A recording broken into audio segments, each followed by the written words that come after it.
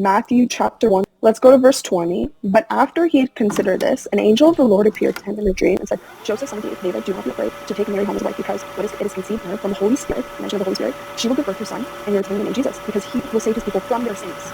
Okay? He will save his people from his sins. All this took place to fulfill what the Lord had said through the prophet. The virgin will conceive of Immanuel, Let's stop there. Which means God. Immanuel, which means God with us. I know. Two things. Do you know where this verse comes from? Comes from Matthew 1. No, I know. But where is Matthew quoting from?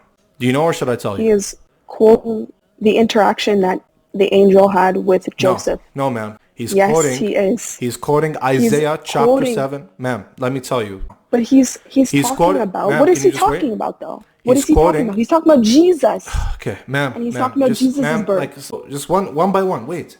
He's quoting Isaiah chapter 7, verse 14, which occurred 700 years before. That's why Matthew says... He's talking about Jesus' birth. My goodness. Do you not understand that? Ma'am, I understand you're trying to say this is Jesus. I'm contending that. So listen to my argument, please. What is your argument, though? What are you trying to prove? I'm about to tell you.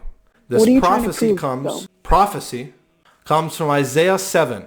In Isaiah 7:14, the prophet Isaiah comes to King Ahaz of Jerusalem, of the southern kingdom of Judah, and he tells him there's an evil coalition that formed, the northern kingdom of Israel, that's led by the tribe of Ephraim, and Assyria. They have teamed up together, and they're coming to Jerusalem, and they're coming to take Jerusalem over and to dethrone you. So Ahaz and his people are now afraid, and they need comfort. So God sends them the prophet Isaiah to comfort them. And so the prophet Isaiah comes to King Ahaz, and he says to him personally, I'm going to show you how Matthew lied and took it out of context. The Hebrew says, the young woman, not virgin. Virgin in Hebrew is batula. He says, Ha'alma means the young woman is already pregnant. Not will be pregnant, like Matthew quotes it. He distorts the text. And she will conceive a son, and she will call him Immanuel, which means God with us.